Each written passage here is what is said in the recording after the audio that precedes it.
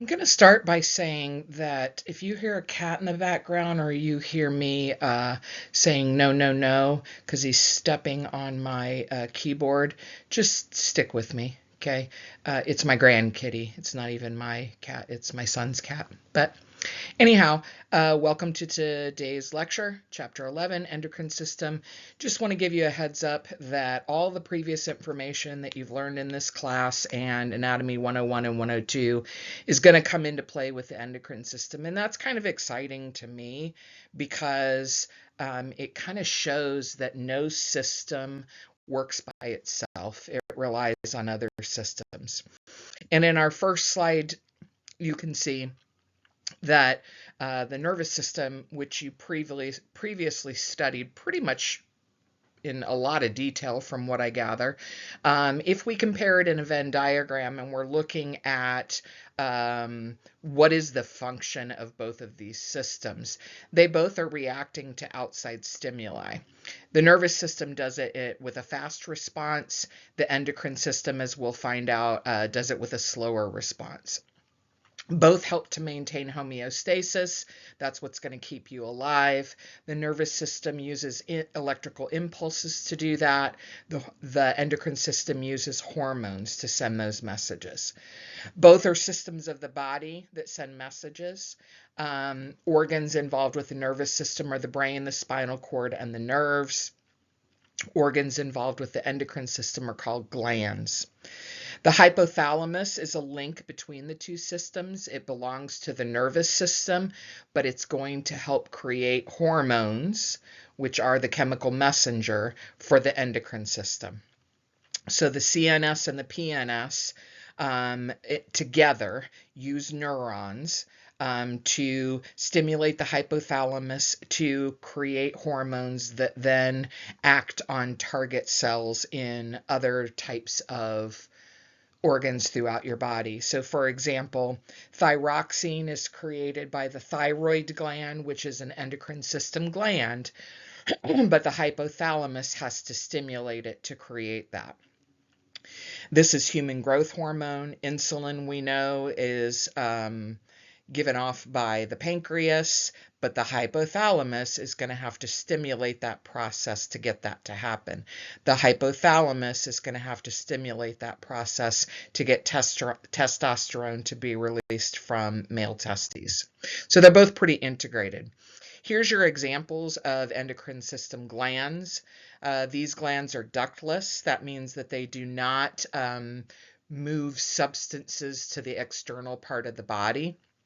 Instead, they're going to dump everything directly into the bloodstream so that it can be delivered to target cells that are further away.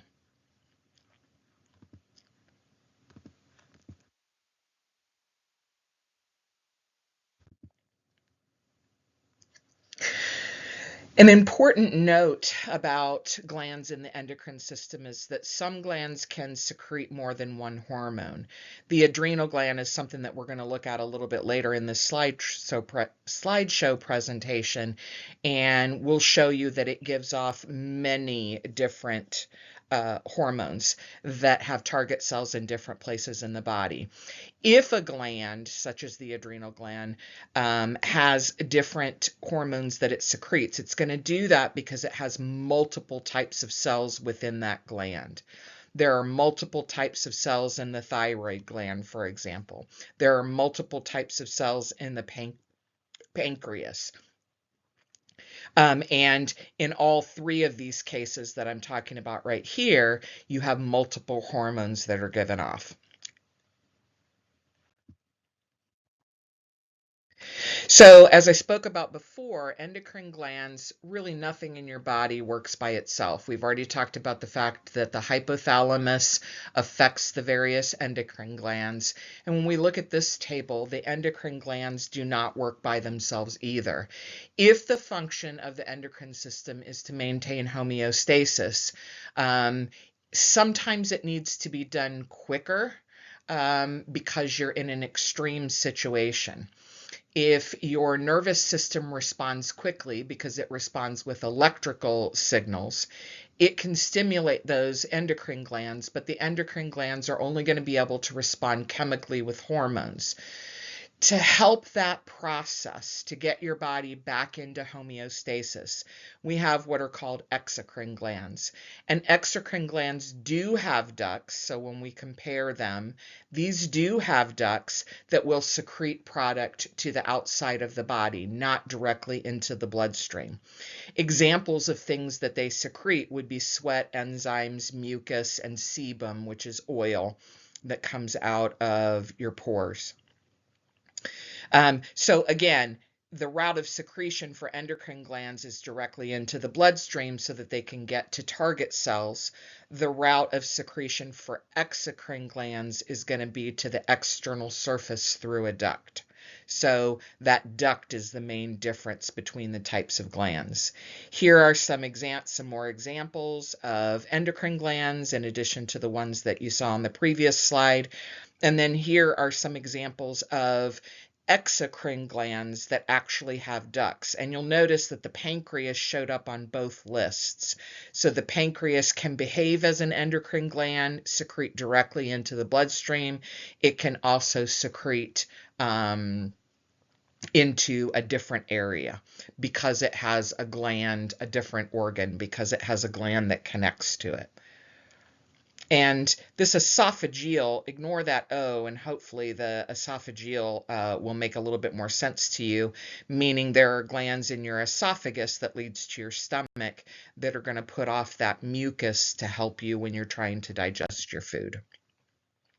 So visually, the way an exocrine gland looks versus an endocrine gland is that an exocrine gland has a lumen, and it's surrounded by cells. So a lumen is a space. So imagine this is a pore in your skin.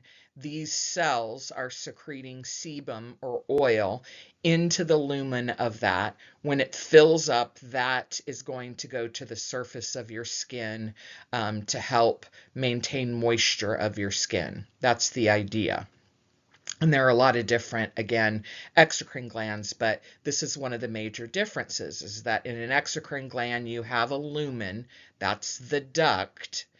In an endocrine gland, you do not. We're filled with cells, all of the yellow cells. And instead of excreting to an external surface, they're excreting into a capillary so that whatever that hormone is gets sent into the bloodstream. The first thing you're going to say when you see this is, do we have to memorize all of these parts and all of the hormones that are associated with it? No, you do not. This is an overview. I think it's interesting to take a look at, but the one thing that I want you to take from it is how complex the endocrine system is and how much it affects around the body, how organs are involved, how glands are involved, and how they can all interact, starting from the nervous system into organs that are involved with digestion, into organs that are involved with the cardiovascular system, the reproductive system, etc. So very, very complex, but it is not to be memorized. So now we're going to get into, okay, we know the endocrine system is responsible for making hormones. There are 3 different types of hormones. There's the amine hormone, the peptide hormone, and the steroid hormone. The main difference between the 3 of them is the way they look, their structure, okay? So you may be intimidated by this picture if you're not a chemistry buff, but you don't have to be. If you think back to the 4 biomolecules in a previous chapter in a lab that you did, we only have carbohydrates, lipids, nucleic acids, and proteins in our body. Proteins are made up of amino acids. So this one right here, the peptide hormone, looks kind of like a protein because it's a series of amino acids that are bonded together. Oxytocin is an example of a hormone that is a peptide hormone. It is a chain linked with a bunch of amino acids. Now in this picture, you don't see those circles. You see instead what remind me of the sugars in a carbohydrate. Because when we learned about carbohydrates, sugars are made up of 6-sided or 5-sided sugars. So you've got a link of sugars here with these groups that are protruding off the edge of it. If you compare progesterone to testosterone, so this is a male hormone, although females do have it. Progesterone is a primarily female hormone, although males do have some level of it. The main difference between the two then, this chain of sugars is the same. It's those groups on the outside that are attached to it that make it have slightly different characteristics. So let's go back up to this one. And by the way, all of these are made from cholesterol. So you take a cholesterol that exists in the cell, you modify it, and you're going to get one of these two hormones. And you're modifying it by adding these particular groupings on it chemically. If we go back up here to the amine hormone, we have an amino acid with attachments on it. Norepinephrine or adrenaline is an example of a hormone that is responsible or is an example of an amine hormone. It's the simplest. So when I look at these three, if I'm trying to memorize or to think about what's different between them, this is the least complex, this is the most complex, and this is the largest. That's kind of the way you can identify them. So a little bit more of a comparison is in this table, and I'll let you look at that. But one thing I want to point out is their synthesis. So a peptide hormone is going to be made of chemicals that are already in the cell. And there's a lot of different types of them, and they're called prohormones. They're processed and then they're activated into their hormone form that can act on the cells, the target cells. Steroids are going to originally be made from cholesterol, which is a chemical. It's going to be modified in a series of modifications within the cell, the endocrine cell. Then it's going to be sent out and it can be further modified before it gets to its target cell or when it gets to its target cell. Amino acids are made of tyrosine. Tyrosine is an amino acid, amine. Sorry, I accidentally went forward, but we'll look at this anyway. So those amine ones are created from tyrosine. So if we're going to look at each of these three, let's blow up a picture of a peptide. So I took that table and I added a picture of what's happening to that prohormone inside of the endocrine cell. So here's the endocrine cell. It's your typical cell. You've got cytoplasm, you've got a plasma membrane, nucleus, rough endoplasmic reticulum, and a Golgi. At the Golgi, the prohormones are going to be modified, chemically modified, into the hormone. They're going to be stored in vesicles. Those vesicles attach to the plasma membrane, and through the process of exocytosis that you've learned about previously, about how cells move materials outside of the intracellular fluid, it's going to spew that into the bloodstream because this is an endocrine. Remember, hormones are moved into the bloodstream. So once it comes out of the endocrine cell, it goes directly into the bloodstream. On the other hand, a little bit more complicated of a process is the creation of a steroid hormone. And the only thing I really want you to look at here is we're talking about an energy source right here, kind of like ATP. Remember, ATP is, so we've got these precursor chemicals that will make ATP that is then going to release its energy to add things to this cholesterol. Once it adds things to this cholesterol in a series of enzymatic So enzymes are going to come in and they're going to put some groupings on this cholesterol that turn it into a hormone. That hormone is going to diffuse directly into the bloodstream and go off to its target cells. So just a little bit different way of producing and then getting rid of a hormone. Okay, I mentioned in one of the first slides that the adrenal cortex or the adrenal glands are examples of glands that give off multiple hormones. So it's one gland that gives off multiple hormones: aldosterone, cholesterol, androgens, epinephrine, and norepinephrine. So if you look at a cross section, so it's as if we've taken an adrenal gland off of your kidney, cut it in half, opened it up, and we're looking at a piece of it. You can see all the different types of cells. There's 4 layers of cells. These are cuboidal in shape. These are columnar in shape. These are circular. These are small circles. These are large circles. So the difference in the cell types indicates a difference in a creation of a hormone. The process, though, is still going to be that all of these were originally made from cholesterol inside of a cell, the way the previous slide shows, because they're all steroids, made from cholesterol inside of these cells, modified, spewed out into the bloodstream, and then whatever hormones made goes to where it needs to go to have an effect on that particular target cell. I'm going to skip this one. All right, so this should say, where does the hormone go after synthesis? Well, we said it goes into the bloodstream and then it goes to the target cells, okay? So it's made and secreted into the blood.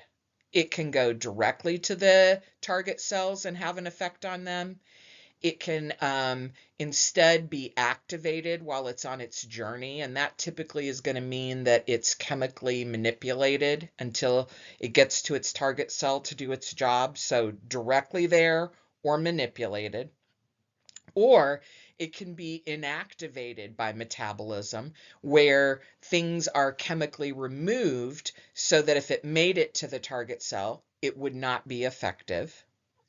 Or it could be excreted from the body altogether. If you have too much of it, maybe some of it is going to be excreted, maybe some of it is going to be activated and or go directly to the target cells. So 4 different things can happen to it. These 3 in purple, and then your main line, which is directly to the target cell. Hopefully you can start to see the timing here and why endocrine response is slower than cardiovascular.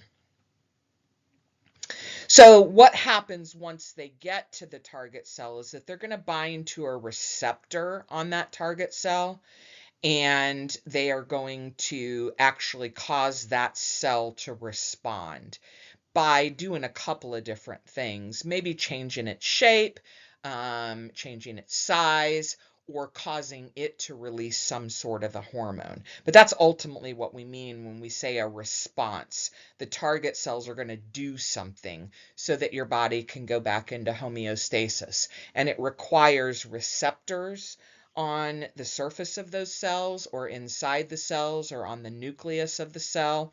And then there's a couple of different ways that it can change it.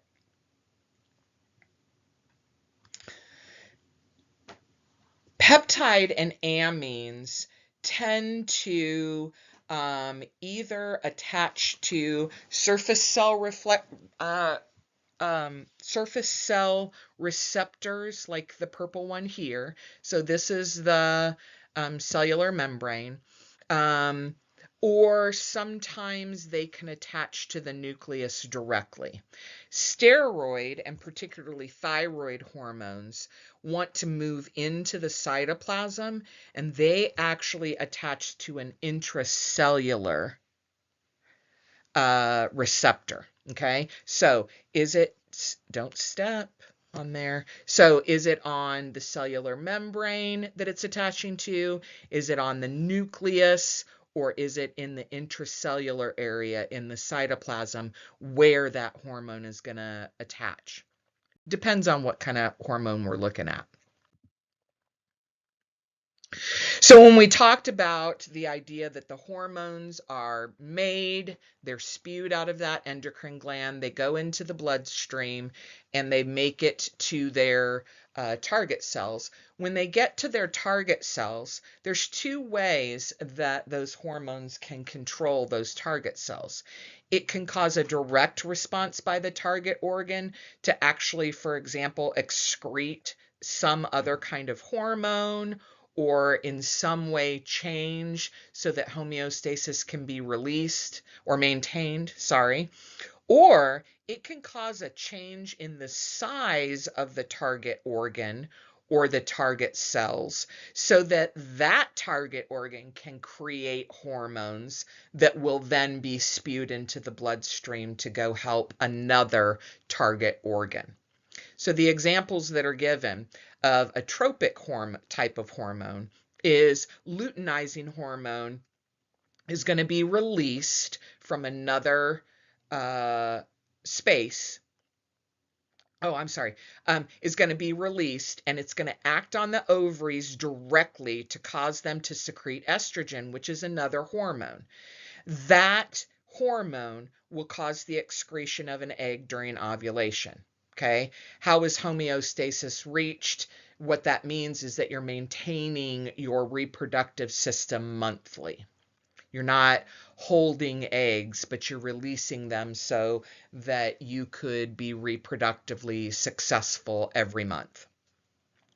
A trophic hormone example is growth hormone and thyroid stimulating hormone. For example, thyroid stimulating hormone causes the thyroid itself to get bigger and create T3 and T4 hormones that will then be dumped into the bloodstream to go to their target cells. So sometimes one of the endocrine system glands itself can be a target. And that's part of what's called a three-pronged system. So how do we regulate the response once that hormone gets to its target cell? Well, there's two different ways. There's type of hormone, and then there's number of receptors. So you can imagine, so this is the physicality of the cell that will determine the hormone response. The more receptors, the more response.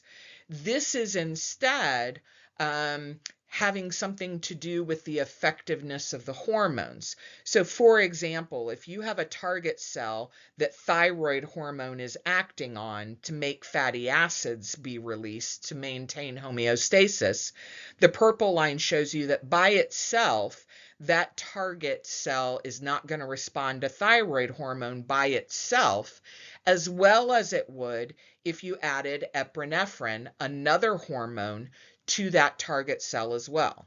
So both of these acting on that target cell increase the response, which is to release a lot of fatty acids, much more so than if you do either of these alone.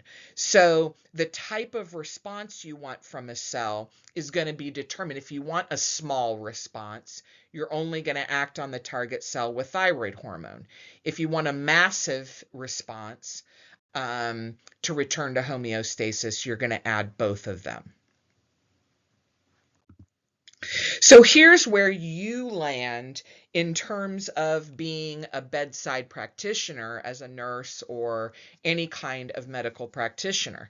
You are going to be responsible. One of your jobs will be that you push, quote unquote, push meds. I hate calling it that, but you're going to, quote unquote, push meds at the bedside, no matter what facility you're in.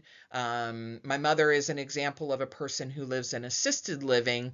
She takes care of all of her own needs other than her medicine. She can't keep track of those. She has a little bit of cognitive decline at 84.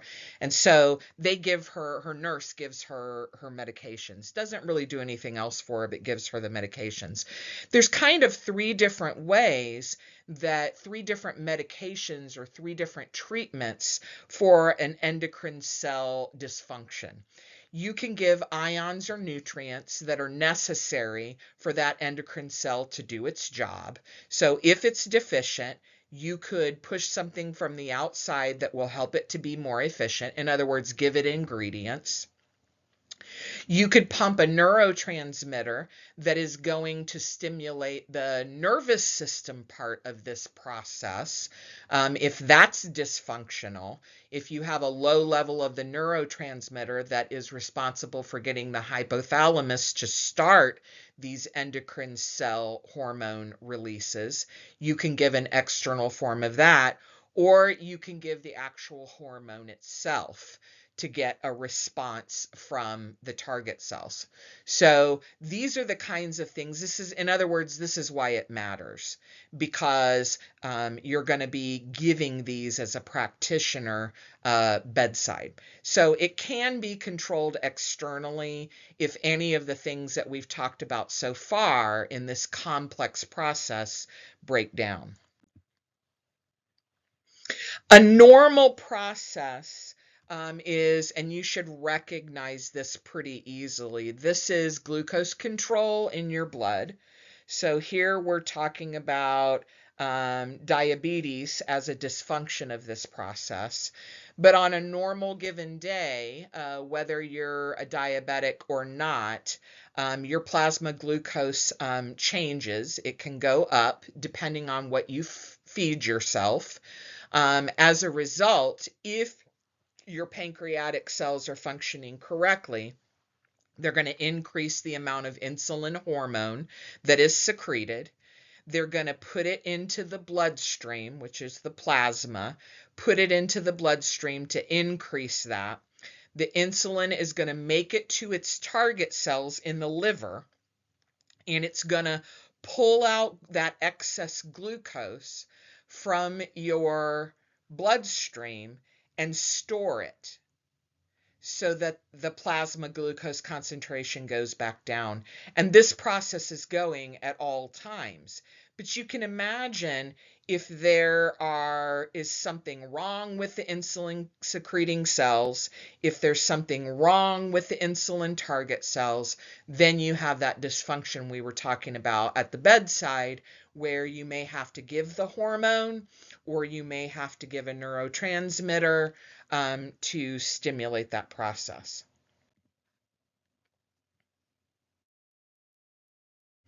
So when the endocrine system goes wrong, it can be an issue with the secretion of the hormone or the responsiveness of the target cells. Okay, and we use words that we know from med term, hypo and hyper, to explain that situation. So here is an example when you have a defect in the cells of the thyroid gland. Okay, you could also have a defect in the hypothalamus or a defect in the pituitary gland. But what we're talking about here is primary hypothyroidism. So the hypothalamus is creating the hormone TRH at elevated levels. If you were to take a blood draw from this person, it's being transferred to act on the pituitary gland, also in the brain, at elevated levels. That is going to act on the thyroid gland in a positive manner that will help to produce free T4 and T3s. But the free T4 and T3s are not being absorbed by the target cells because there's a defect in the target cells. Secondary hypothyroidism is where you have an issue with the hormone itself, okay? So you have a decreased amount of the stimulating hormone from the central nervous system so that you're not getting a good response from the thyroid to send out the free T4 and T3. So you have an underproduction of thyroid hormone that's necessary for those target cells to be able to do what they need to do. Two different reasons, ultimately the same results. So that goes back to that last slide that talks about different reasons for hormone dysfunction. Now we're going to take a look at the pituitary gland. It is a central nervous system gland. The hypothalamus, it was mentioned in the previous slide. The hypothalamus in the brain will make a hormone. It will stimulate the posterior pituitary gland to secrete another hormone. Those hormones will travel to target cells in a three-pronged system. So step number one is a hormone from the hypothalamus. It acts on the pituitary gland. The pituitary gland gives off a hormone that acts on the target gland. In the case of oxytocin, it's going to be, those cells are going to be cells in the, I don't know why I'm forgetting the name of it, ovaries. In the case of vasopressin, it's going to be cells in the bloodstream and the kidneys, okay? Just based on if you take a look at what they're doing to make sure that in this case, we're talking about the birth process. So we want homeostasis to go wrong because the birth process is the number one example of positive feedback versus negative feedback. It's not a normal situation, so everything in a woman's body has to kind of go out of whack for a little while to make it happen. But vasopressin is a hormone that's going to regulate blood flow in the body based on the types of things that you're bringing in nutrition-wise. The reason I included this picture is because I wanted to kind of show the integration or the intervention of all the different systems in the body, or a couple of different systems in the body. This picture in and of itself shows three different systems in the body. Yellow neurons, and then you have blue veins, and you have arterial capillaries, or venous capillaries, arteries. So we have cardiovascular system involved here. And then we have these ductless glands, the hypothalamus and the pituitary. So very complex, all three of these working together to be able to get that response that we want to get. So now we're talking about the anterior pituitary gland. Let's go back up and talk about that three hormone sequence that we were talking about before. Only this time the hypothalamus is stimulating the anterior pituitary gland. So the hypothalamus is going to secrete, for example, an anterior pituitary gland hormone of some sort. That anterior pituitary gland hormone stimulates another endocrine gland, and then a hormone from the other gland acts on the target cell. So hypothalamus stimulation on the anterior pituitary. The anterior pituitary gives off a hormone that goes and acts on some sort of target, okay? This stimulates this, gives off this, stimulates this. This stimulates this, gives off this, stimulates this. Okay, so the hypothalamus gives off APG. We're going to just do one example here. Gives off APG. That's going to cause the anterior pituitary, for example, to give off ACTH, which is going to go to the adrenal glands on top of the kidney, and the kidney is going to secrete cortisol. And cortisol is involved in the stress processes that we talked about in our lab the other day. And so these are other examples. So 3 hormone sequences. Starts with a CNS connection, ends with another CNS connection, and then ends with an endocrine connection. So what is the homeostatic control then? The hypothalamus in the brain is going to receive stimulatory and inhibitory input from all areas of the CNS in response to changes in the outside environment. And then that 3-prong response then is going to um, increase the amount of hormone in the pathway in the blood that is gonna require a response. Once that level gets too high, it feeds back to the CNS, because remember it's getting input from all areas, feeds back to the CNS to tell that process to shut down, so that the hypothalamus is no longer stimulating the anterior pituitary. It stops giving off high levels of hormones, and that process goes back into homeostasis. So you begin with a stimulus. The hypothalamus increases its production of hormone, which is sent into the bloodstream to produce the anterior pituitary to increase its amount of hormone, which is put into the bloodstream. It's sent to the target gland, the endocrine gland, which makes its hormone that's sent to the final target cells.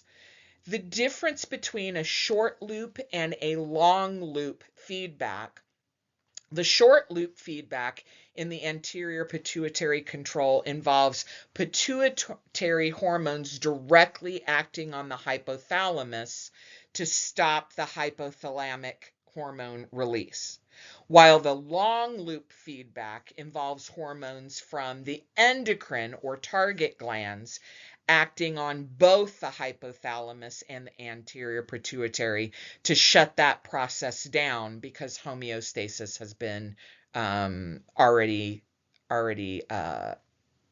achieved.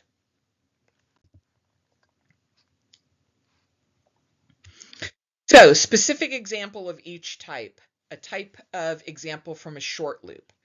Growth hormone from the pituitary gland is going to inhibit the release of growth hormone from the hypothalamus. So the step 2 hormone in the 3-prong process acts on step 1. That's short loop. That is simply staying within that CNS, that brain area, to stop the homeostatic process. Long loop, on the other hand, a 3-pronged action occurs. So these are all thyroid hormones. So as the process is going to work as normal, but when you get the high level of the target hormones, so this one is given off by the hypothalamus, this is given off by the anterior pituitary, these are given off by the thyroid, okay?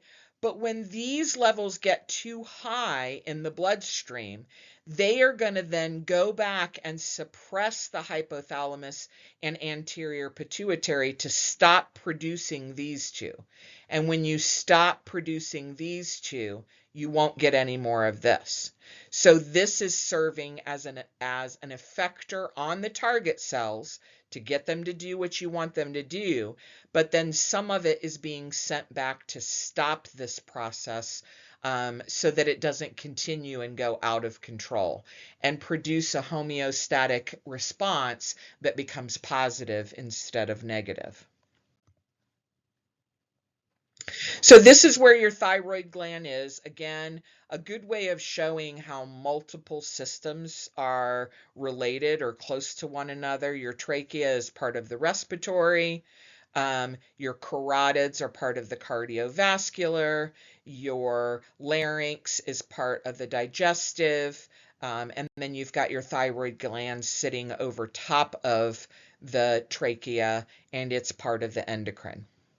Direct dumping into the carotid arteries in terms of the hormone. If you look closely at a thyroid cell or a thyroid follicle, which is a lumen space, okay, bunch of cells give off into the lumen. The lumen is then going to dump. Remember, we talked about T3 and T4. That's going to be stored in here until it needs to be bumped into the bloodstream for a response, and then it's going to be dumped out. But that's a closer look. The reason that it's purple, it's not normally purple, but as you learned when you talked about histology, particularly in your anatomy classes, we stain these things so that we can see what types of proteins are there. The dark staining is nuclei and organelles inside of the cells, and a lot of light purple shows a lumen area or an open area. So you look at this picture and you go, oh my, what the heck? I don't get it. This is too complicated. The bottom line is this is the organification of iodine process. Okay. Why do we add iodine to salt? Have you ever asked yourself that? We add iodine to salt because our food supply does not provide us, usually, with enough iodine to be able to turn T3 and T4, or I'm sorry, to turn T4 into T3, which is the effective thyroid hormone that works on your target cells. Okay, so here what we're looking at is a blood capillary. We're looking at the area in between, which has some interstitial fluid in it.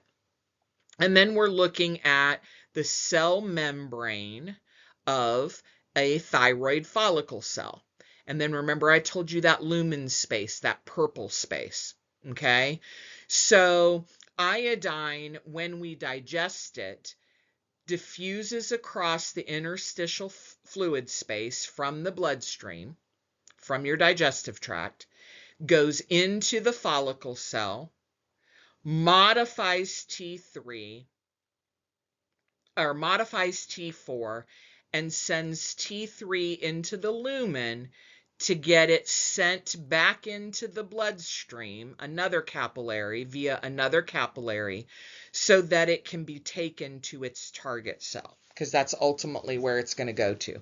So bottom line, this is iodine moves from your bloodstream into a follicular cell in the thyroid.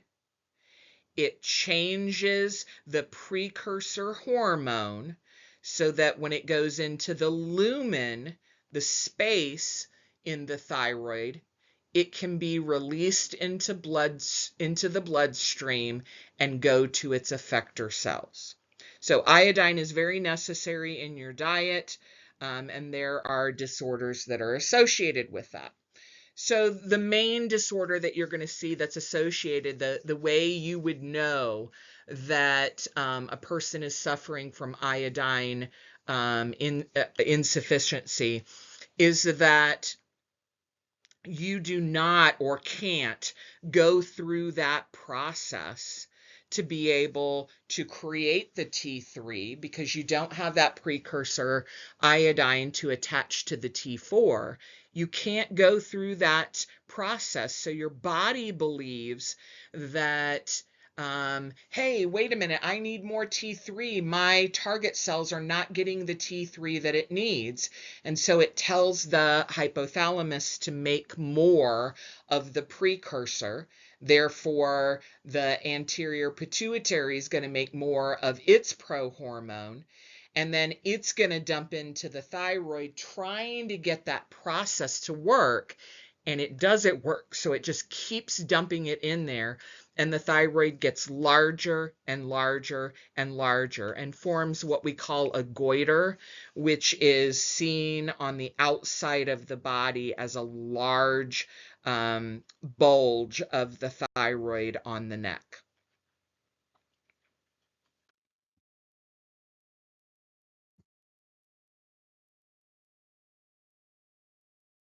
So a three-prong situation that I was talking about, I'll let you just take a look at this. So this is a negative feedback for T4 to be converted into T3.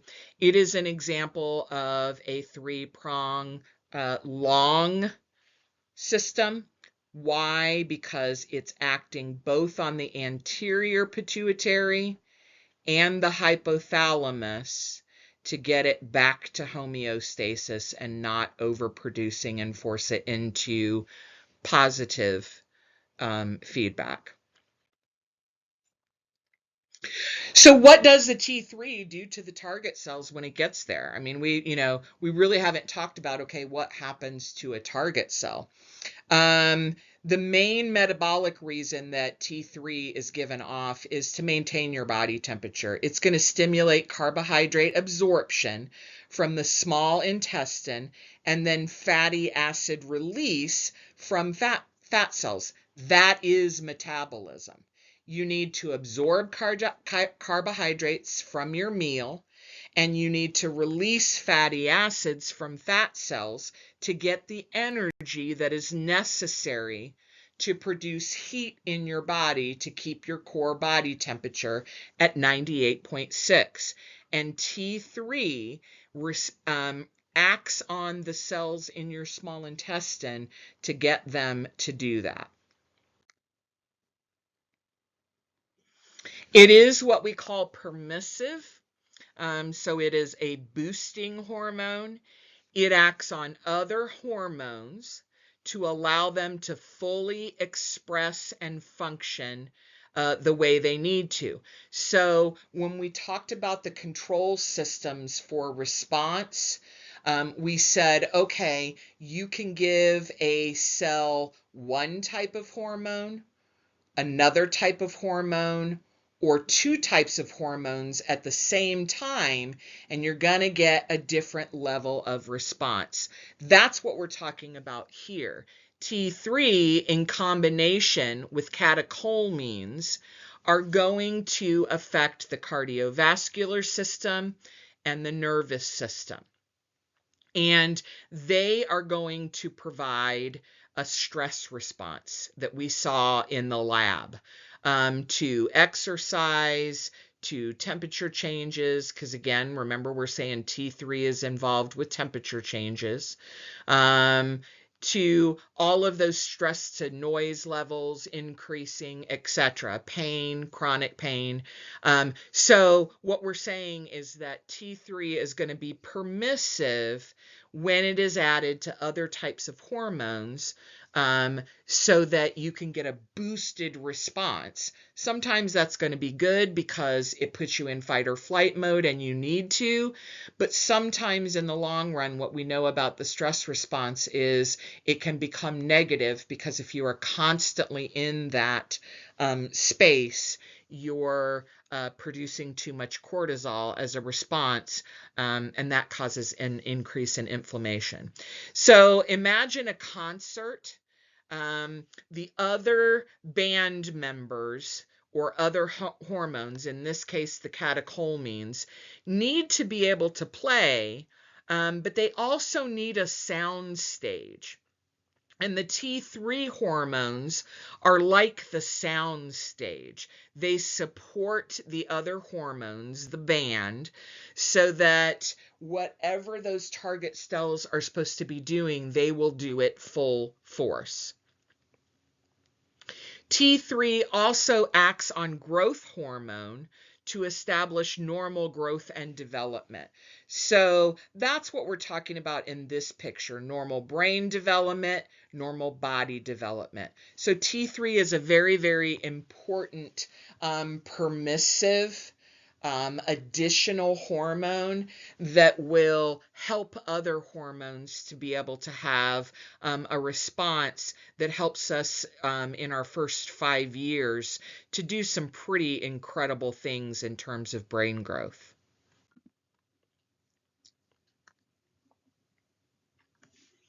So I'm going to let you just kind of look at this on your own. We mentioned it already, primary and secondary hypothyroidism, but there is also hyperthyroidism. These are the symptoms of both of these disorders, and this is just something that you may want to choose one of these to look into for your pathophysiology tri-board at the end of the course. So I'll just leave that there, and if it's something you're interested in, you can use it. So we already know that stress in its broadest meaning is a real or perceived threat to homeostasis. These are all the things that can cause it, in addition to the ones we talked about in the lab. Bottom line is the adrenal cortex is going to release cortisol and epinephrine because the adrenal glands are capable of giving off both of these types of hormones, and they're going to moderate that response. And we found out in the lab that the way they moderate that response is by increasing respiration rate or decreasing it, increasing heart rate or decreasing it, and increasing the blood pressure or decreasing it.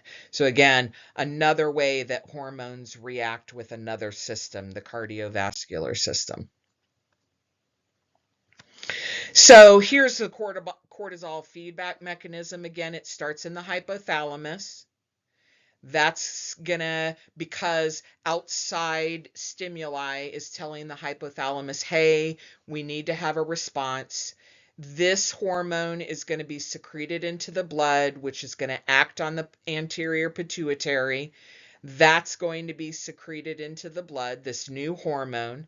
That hormone is going to go to the adrenal cortex on the kidneys. So that's your target cells. It's going to increase the cortisol secretion. That's going to go out into the plasma, the blood, and then all of that cortisol is going to go to the cells that will increase your heart rate, increase your blood pressure, or change your respiration rate. To get it back into control, it is a three-pronged or long loop system. That cortisol itself can either act on the cells, or eventually, if the response is high enough, it can act on the anterior pituitary and the hypothalamus to shut down the process and bring the amount of cortisol in the blood back down to a normal level. So an example of a long prong system. If you think about this, then it would be easy to think about a disorder if the adrenal glands themselves were insufficient. If there was something wrong, cancer, tumor, damage to the adrenal glands from an accident, a car accident, for example, then you're talking about no matter how much that precursor ACTH is given. So if there's nothing wrong with these two things, these two glands, but there is with this gland, it's going to fundamentally change whether cortisol can be released, and it's going to fundamentally change the response at the target cells then. Are you going to get an increased heart rate, blood pressure, or respiration rate in response to a stressful situation? What cortisol is going to do when it gets to the cells that it's trying to change is it's going to mediate or regulate gluconeogenesis, which is the creation of glucose from other complex carbohydrates that will liberate energy so that your heart rate can go up, your blood pressure can go up, and your respiration rate can go up.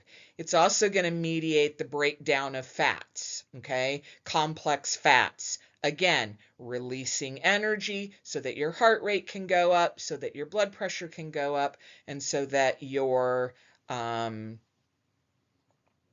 respiration rate can go up to help you to respond to the perceived threat. It also is going to suppress, in addition to doing these two things, the target cells are going to suppress reproduction things and immune function that are not necessary in that moment of response to a stress.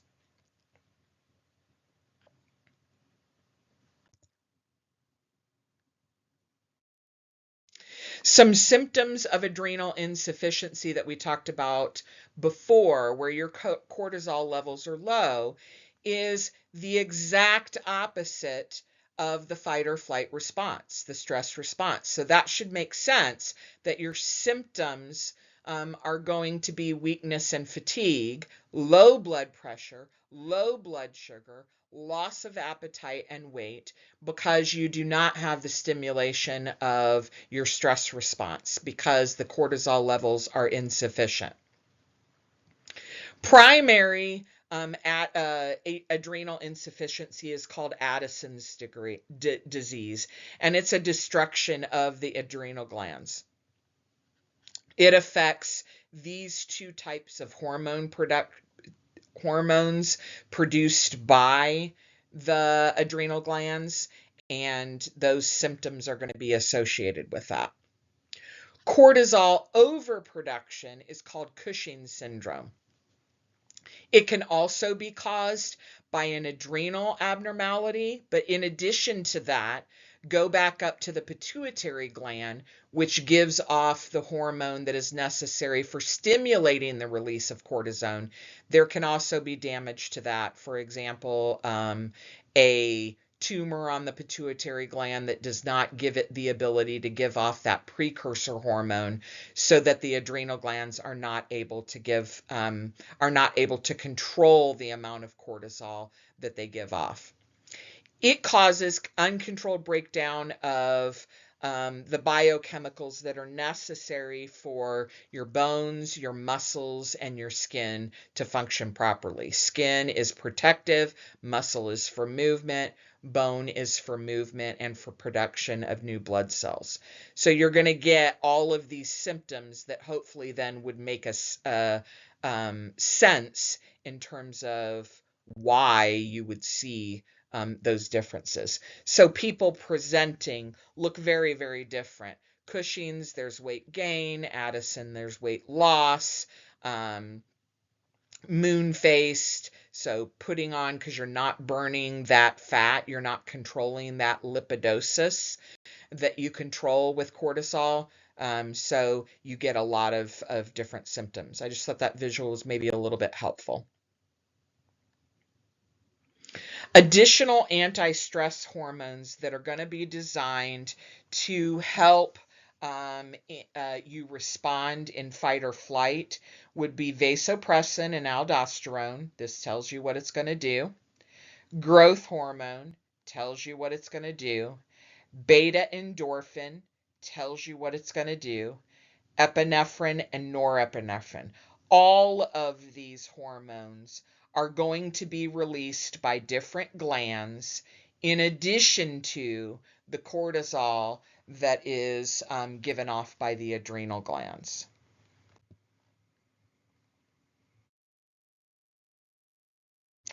So endocrine and growth. The endocrine system, as we said before, in addition to being responsible for controlling the stress response, it's also responsible for growth. There are a dozen hormones that stimulate or inhibit growth. If you do not have the things in your diet that are necessary to work with those hormones for growth, you will see many different types of disorders. Disorders of the reproductive orders, disorders of body height, and disorders in brain function. The way growth hormones work is they control cell division and protein synthesis and bone growth.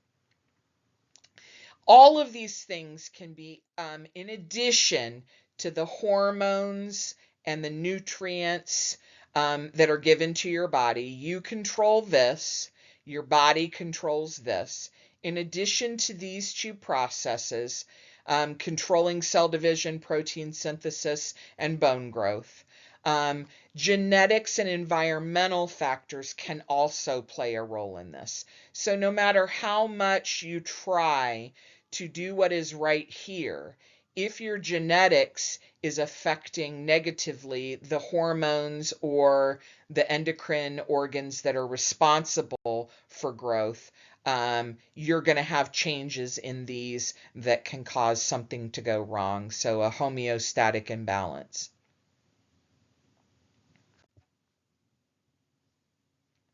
What are some of the growth hormones? Insulin is a growth hormone.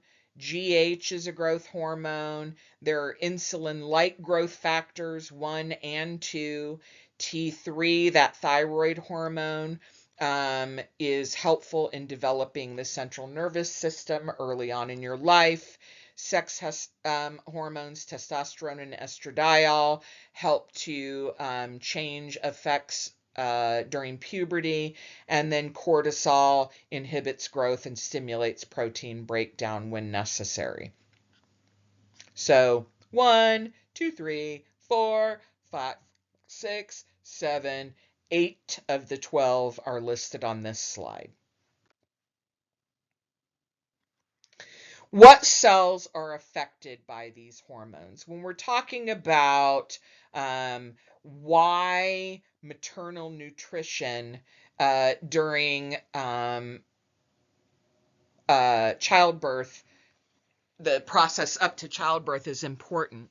When we're talking about the intake of all the different types of nutrients that you've been knocked upside the head with since you were a kid on what you're supposed to eat, we're talking about the effector cells and what they need to do their job. Chondrocytes and osteoblasts are responsible for producing cartilage, the material that connects your bones and allows movement. The epiphyseal growth plate also has cells that are going to convert some of that cartilage into bones so that you get an increased bone length and actually grow in height. Once you continue to develop up to about 25 years of age and beyond, there's remodeling. Calcium from your diet, in addition to osteoclasts, which are also cells, so epiphyseal growth plate cells, chondrocytes, osteoblasts, osteoclasts, these are all cells involved in the skeletal system. But the osteoclasts are going to use calcium from your diet to remodel that bone, to add bone to it when it becomes weak for various reasons, to replace bone loss due to aging, etc. So these are examples of particular effector or target cells that, along with other systems in your body, are going to help you to continue to grow, which is one of the functions of grow in physical size, which is one of the functions of the endocrine system.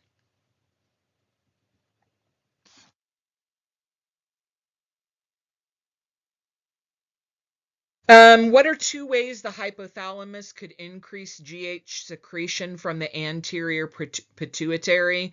By either decreasing the SST secretion, which is a particular type of hormone, or increasing the GHRH secretion.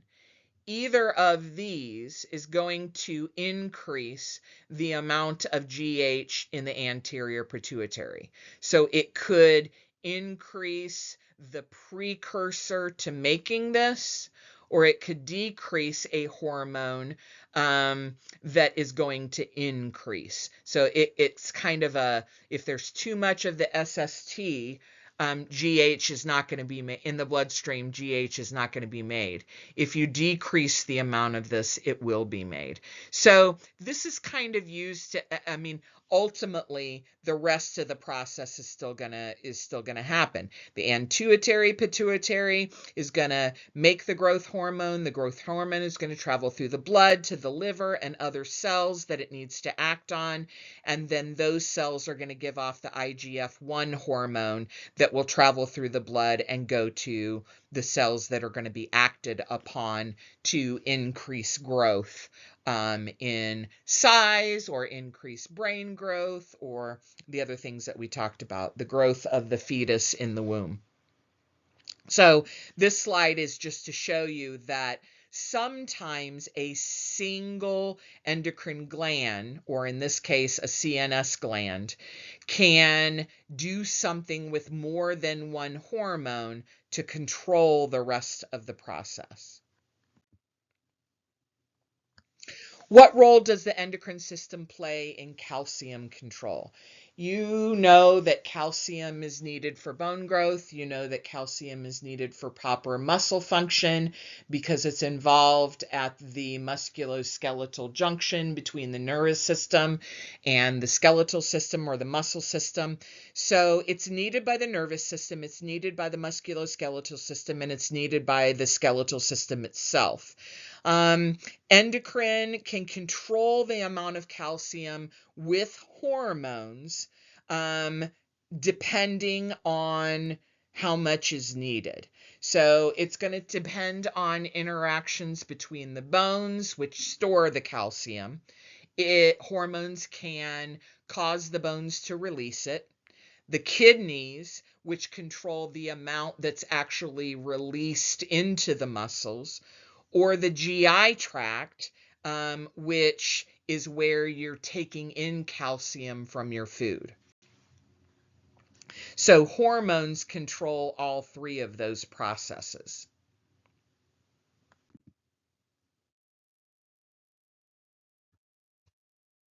There are two main hormones associated with calcium control, and calcium control is so extremely important for that growth process, again, for musculoskeletal function. And so parathyroid hormone, your parathyroid glands, you have two here that are embedded in the thyroid gland and two here that are embedded on this side. The parathyroid gland secretes PTH hormone that's going to help do that control of calcium. So when the plasma level of calcium is low, the parathyroid glands secrete pH. The pH is going to stimulate the kidneys and it's going to stimulate the bones. So these are your target organs. It's going to stimulate the bone to reabsorb some of the excess calcium from the nephrons, or I'm sorry, from the bloodstream. And there's going to be calcium release into the plasma to up that number. Okay. In addition, the kidneys are going to do some reabsorption so that they keep calcium in the nephrons so that the calcium level that goes out with the urine is decreased. Some of that calcium, some of this substance is going to be released because it's necessary. It's vitamin D. It's going to be released into the plasma, and it's going to help the calcium that was reabsorbed by the kidneys to be put into the intestines and then absorbed back into the blood. Again, increasing the amount of calcium for use by the musculoskeletal system, by the skeletal system, and by the nervous system. So vitamin D is another growth hormone that is necessary for that process. And this is just another way. This is focusing on vitamin D, and you're told all the time that you get vitamin D from your food, and you turn something that you store in your body into vitamin D by being out in the sunlight. So if you have plasma vitamin D, it's going to change in the liver. It's going to travel to the kidneys. When parathyroid hormone acts on it, it will be released into the GI tract so that more calcium from your food can be absorbed. So this picture is really breaking down the bottom half of that last feedback mechanism. I want you to watch this video. for discussions of disorders about parathyroid issues, and what calcium balance does for the body and what a disorder can do to destroy that. So go to the slideshow in our classroom and take a look at that.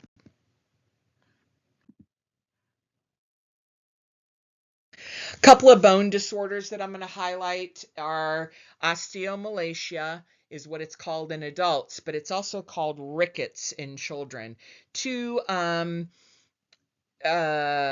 interesting disorders where you have deficient bone mineralization.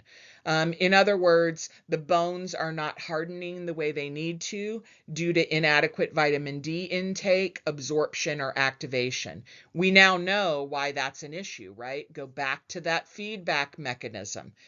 The parathyroid hormone plus that vitamin D are responsible for forcing your small intestines to be able to absorb extra calcium from your food that can be sent to your bones. If you do not have adequate vitamin D intake, or it's not being absorbed, or it's not being activated by the sun, then you're not going to get that calcium uptake from your GI tract, and that's going to cause your bones to be weak. Why do you think that this is a major issue in healthcare in the United States? First of all, we don't take in enough vitamin D in our food. We do not absorb it well because of the types of food that we eat, and we do not activate it because we do not spend enough time outside. So that's a major, major change in how we live our lives and how it affects and can cause disorders.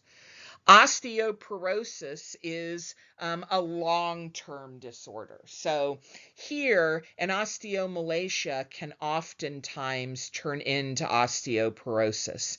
So you have decreased bone density. Not only are you not mineralizing properly, but you are not remaking bone. You don't have what it takes to be able to remake the bone, and the bone becomes spongy and it increases the amount of bone breaks that you have.